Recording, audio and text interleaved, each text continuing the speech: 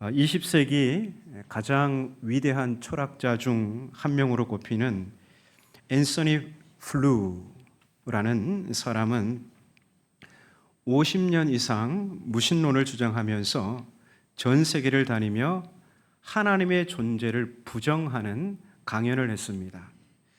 신은 없다라는 제목의 책을 쓰기도 했던 그는 무신론 진영의 대표적 지성인이었습니다.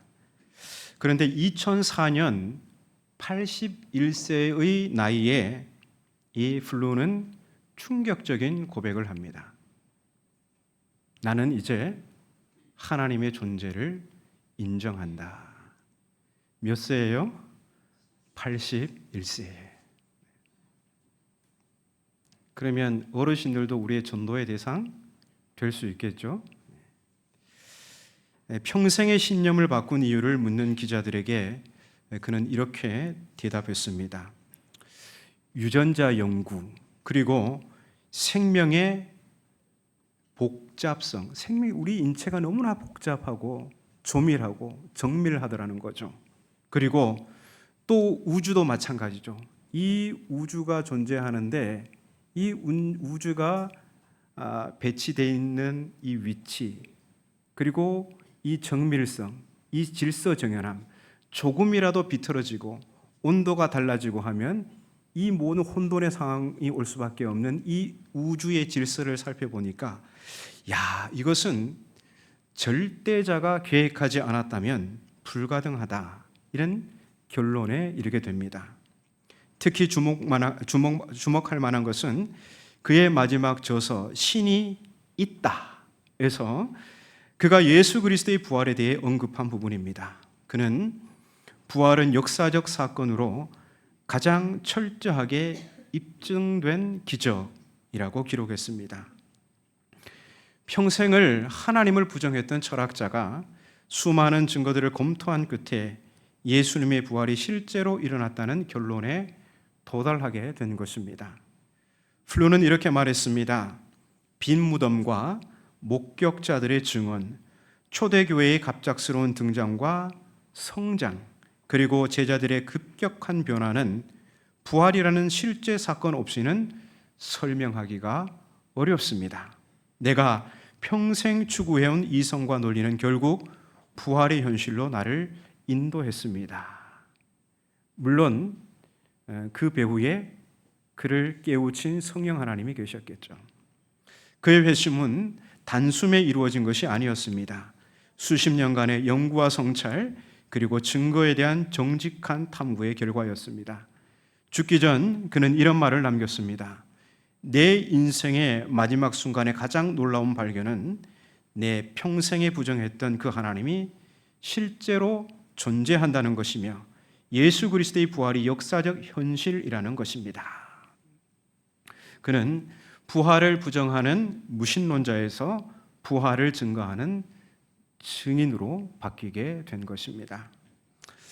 이 시간에는 플루보다 훨씬 이전에 부활하신 예수님을 만난 첫 증인들의 이야기를 살펴보고자 합니다. 우리 본문 1절, 2절을 함께 읽겠습니다. 안식 후 첫날 일찍이 아직 어두울 때에 막달라 마리아가 무덤에 와서 돌이 무덤에서 옮겨진 것을 보고 시몬 베드로와 예수께서 사랑하시던 그 다른 제자에게 달려가서 말하되 사람들이 주님을 무덤에서 가져다가 어디 두었는지 우리가 알지 못하겠다 하니. 새벽 아직 어둠이 가시지 않은 시간에 막달라 마리아는 무덤을 찾아갔습니다. 안식 후 첫날, 아직 날이 밝지 않았는데 막달라 마리아가 왜 예수님의 시신이 안치된 무덤으로 갔을까요? 예수님께서 부활하실 것을 기대했기 때문일까요? 아닙니다. 부활은 생각조차도 하지 못했습니다. 다만 내가 너무나 사랑하는 예수님, 그 예수님께 마지막 예를 갖추기 위해서 그 시신에 향을 발라드리기 위해서 간 것입니다. 그런데 마리아는 예상치 못한 광경을 목격합니다. 무덤을 막고 있는 큰 돌이 옮겨져 있었고 무덤은 비어 있었습니다. 그런데 빈 무덤을 본 마리아의 첫 반응은 예수님께서 부활하셨구나 이렇게 생각한 게 아니라 그녀는 예수님의 시신이 보이지 않자 곧바로 보인 반응은 그 즉시 달려가서 베드로와 요한에게, 예수께서 그 사랑하시던 제자는 다름 아닌 요한입니다. 그러니까 이 막달라 마리아는 베드로와 요한에게 달려가서 사람들이 주님을 무덤에서 가져다가 어디에 두었는데 나는 거기가 어디에 있는지 모르겠다, 이런 이야기를 하는 겁니다. 이어지는 말씀을 보면 마리아의 소식을 들은 베드로와 요한이 즉시 무덤으로 달려갑니다. 요한이 먼저 무덤에 도착해서 구부려 세마포가 놓인 것을 보았지만 들어가지는 않았습니다. 곧이어 도착한 베드로가 무덤에 들어가 보니 세마포가 놓여 있고 머리에 쌌던 수건이 세마포와 함께 잘 정돈된 상태로 있었습니다. 정돈된 무덤은 부활에 매우 중요한 단서가 될 수 있습니다. 만일 누군가 예수님의 시신을 훔쳐갔다면 세마포와 수건을 그렇게 정돈된 상태로 두지 않았을 것입니다. 더군다나 무덤 앞에는 마태복음에 따르면 경비병들이 철통같이 지키고 있었습니다. 그렇다면 시신을 훔쳐가려면 어떻게 해야 하겠죠? 세마포를 벗겨내고 머리 수건을 벗겨내고 그 시간이 없겠죠. 그대로 시신을 들쳐 업고 순식간에 빠져나가야 합니다. 시신의 수의를 벗기고 두건을 벗기고 그 차곡차곡 접어가지고 잘 정리해 놓고 도둑이 그렇게 시신을 훔쳐가겠습니까? 그런데 베드로와 요한이 목격한 빈 무덤의 상태, 잠자고 일어난 사람이 자기 침구를 잘 정돈하는 것처럼 매우 말끔히 정돈되어 있었습니다. 하지만 베드로와 요한은 정돈된 이 빈 무덤을 보고 부활을 생각하지 못했습니다. 예수께서 부활하셨구나, 이걸 생각하지 못했습니다. 실제로 예수님께서 이 예루살렘 길에 오르시면서 제자들에게 3번에 걸쳐서 자신은 고난받고 죽을 것이다, 그러나 사흘 후에 살아날 것이다 라는 것을 제자들에게 3번에 걸쳐서 말씀하셨어요. 근데 제자들은, 여러분도 관심 없는 이야기는 아무리 얘기해도 들은 기억도 없죠. 그렇지 않습니까? 들은 기억도 없어요. 내가 관심 없는 거는 누가 아무리 강조해도 들은 기억이 없습니다. 제자들, 예루살렘 길에 오르던 제자들의 관심사가 뭐였을까요? 예수님께서 예루살렘에 가셔서 임금이 되시면, 로마를 몰아내고 임금이 되시면 내가 주님의 오른팔이 되어야겠다, 고위 관직에 올라야겠다, 누가 크냐, 이런 데만 관심이 있었어요. 예수님께서는 나 죽어, 근데 사흘 만에 살아나, 아무리 얘기해도 관심도 없었고 기억조차도 못하는 것입니다. 이 베드로와 요한, 정돈된 빈 무덤이 부활의 단서가 됨을 생각조차도 못했습니다. 9절에 그 이유가 나오는데요, 그들은 성경에 그가 죽은 자 가운데서 다시 살아나야 하리라 하신 말씀을 아직 알지 못하더라. 이 두 제자는 구약 성경에 그가 죽은 자 가운데서 다시 살아나야 하리라는 예언이 있다는 것을 알지 못했습니다. 그리고 예수님께서 3차례나 말씀하셨지만 기억조차도 없는 것입니다. 그래서 그들의 생각에는 부활이 없었던 것입니다. 그 결과 빈 무덤을 보고 두 제자가 할 수 있는 게 뭘까요? 집으로 돌아가는 것입니다. 이제 이야기의 중심은 다시 막달라 마리아에게로 향합니다. 우리 본문 11절을 같이 읽겠습니다. 마리아는 무덤 밖에 서서 울고 있더니 울면서 구부려 무덤 안을 들여다보니. 네. 마리아는 베드로와 요한이 떠난 후에도 무덤 앞에 남아 울고 있었습니다. 사랑하는 스승의 시신이 사라졌으니 그녀의 마음은 슬픔으로 가득 찬 것입니다. 마리아는 이대로 돌아갈 수는 없었습니다. 예수님을 위해 아무것도 할 수 없다는 이 현실이 고통스러웠습니다. 이 막달라 마리아에게 예수님은 특별한 분이셨습니다. 그녀는 본래 7 귀신이 들린 비참한 인생이었는데 주님께서 그녀를 치유해 주셨습니다. 그녀의 삶을 완전히 바꾸어 새 삶을 주셨습니다. 마리아는 그런 예수님의 시신에 마지막 예를 갖추기 위해서 왔는데 시신마저도 볼 수 없게 된 것입니다. 주님께 받은 사랑은 너무나도 큰데 그 주님을 위해서 아무것도 할 수 없다는 사실에 그 마음이 무너져 내렸습니다. 바로 이 깊은 슬픔의 순간에 놀라운 일이 일어납니다. 마리아가 구부려 무덤 안을 들여다보니 흰옷 입은 2 천사가 있었고 뒤를 돌아보니 예수님께서 서 계셨습니다. 우리 12절부터 14절까지 말씀을 함께 읽겠습니다. 흰옷 입은 2 천사가 예수의 시체 뉘었던 곳에 하나는 머리편에 하나는 발편에 앉았더라. 천사들이 이르되 여자여 어찌하여 우느냐. 이르되 사람들이 내 주님을 옮겨다가 어디 두었는지 내가 알지 못함이니이다. 이 말을 하고 뒤로 돌이켜 예수께서 서 계신 것을 보았으나 예수이신 줄은 알지 못하더라. 아멘.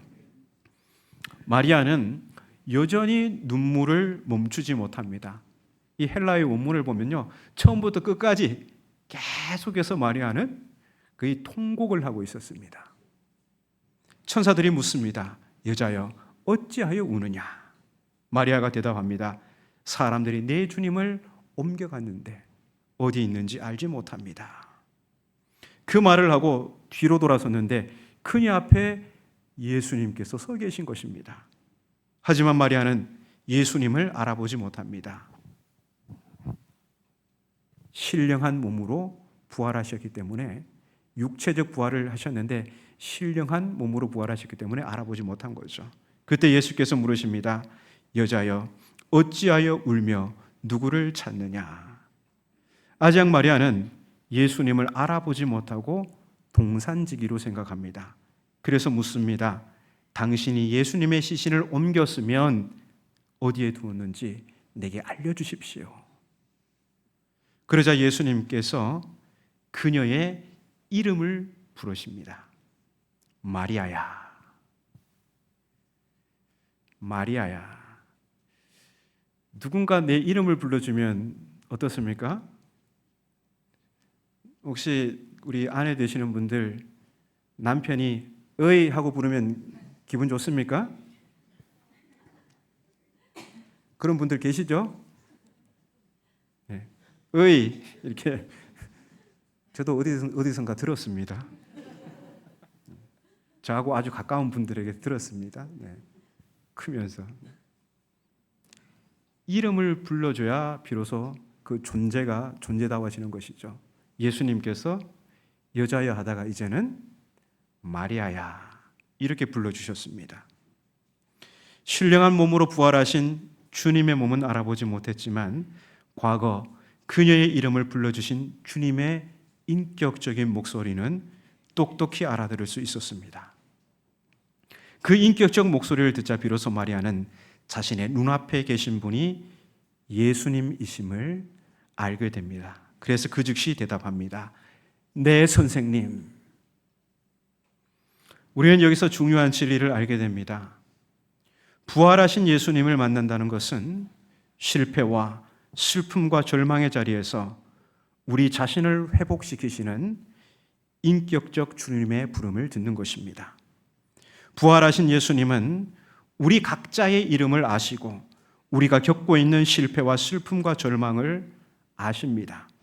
그래서 우리를 부르시는 주님의 음성은 그 삶에서 슬픔과 절망을 거두어 가시고 기쁨과 희망을 주시기 위한 회복의 부름인 것입니다. 이제 예수님은 마리아에게 사명을 주십니다. 너는 내 형제들에게 가서 마리아가 제자들에게 가서 전할 것은 예수님께서 부활하셨다는 소식과 함께 부활하신 주님께서 곧 하나님께로 올라가신다는 것입니다. 마리아는 그 즉시 제자들에게 이 모든 소식을 전합니다. 요한복음에서 막달라 마리아는 부활의 첫 증인이 되었습니다.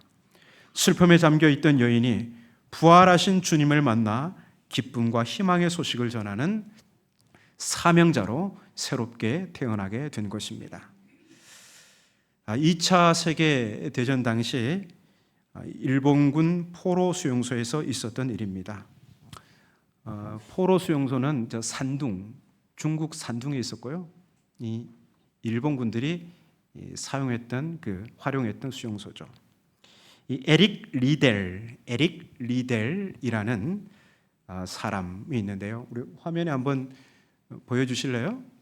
이 사진을 보신 적이 있는지 모르겠습니다. 네. 이게 앤서니 블루는 아까 철학자였고요. 네. 이 사람은 에릭 리델이라는 사람입니다. 1924년 파리 올림픽에서 금메달을 딴 스코틀랜드의 육상 선수였습니다. 그는 경기 직후 선교사가 되어 중국으로 떠났고 전쟁이 일어나자 일본군에 의해 산둥에 있는 포로 수용소에 갇히게 되었습니다. 이 산둥 포로 수용소는 극도로 열악한 환경이었습니다. 질병, 굶주림, 추위가 만연했고 희망은 찾아보기 어려웠습니다. 많은 포로들이 절망에 빠져 있을 때 리델은 남다른 모습을 보였습니다. 그는 자신의 적은 배급량을 다른 사람들과 함께 나누었고 병든 이들을 돌아보았으며 무엇보다 포로들에게 희망을 주는 메시지를 전했습니다. 매주 일요일 이 에릭 리델은 비밀리에 성경 공부 모임을 이끌었습니다. 특히 부활절이 다가왔을 때 그는 위험을 무릅쓰고 모든 포로들에게 부활의 메시지를 전하기로 결심했습니다. 이 에릭 리델과 함께 이 수용소에 수감되어 있었던 랭던 길키라는 사람이 있어요. 이 사람은 후에 미국의 아주 저명한 신학자가 됩니다. 그런데 이 사람이 산둥 수용소라는 책을 쓰게 되거든요. 그 책에서 그 과거 사건을 회고하면서 이런 말을 했습니다. 그날 아침 우리는 낡은 창고에 모였습니다. 에릭은 요한복음 20장을 읽기 시작했습니다. 그의 목소리는 약했지만 그 말씀은 우리의 마음을 강하게 움직였습니다. 그는 이렇게 말했습니다. 우리가 경험하고 있는 지금 이 고통은 우리의 마지막이 아닙니다. 예수님이 죽음에서 부활하셨듯이 우리의 현재 상황도 끝나게 될 것입니다.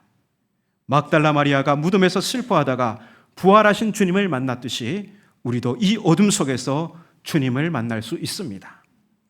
이 리델의 메시지는 수용소 전체에 퍼져나갔습니다. 놀랍게도 그 메시지를 들은 많은 포로들의 태도가 변하기 시작했습니다. 깊은 절망에 빠져 있던 사람들이 서로를 돕기 시작했고 작은 친절의 행위들이 수용소 곳곳에서 일어나기 시작합니다. 안타깝게도 에릭 리델은 1945년 2월 해방 직전에 뇌종양으로 그리고 과로로 인해 43세의 나이에 수용소에서 사망하게 됩니다. 그러나 그가 전한 부활의 메시지는 포로들의 마음에 살아 역사하였습니다. 그래서 랭던 길키와 같은 저명한 신학자도 나올 수 있었던 것입니다. 전쟁이 끝난 후 한 생존자는 이렇게 증언했습니다. 우리가 살아남을 수 있었던 것은 음식이나 약 때문이 아니었습니다. 우리에게는 그런 것이 거의 없었으니까요.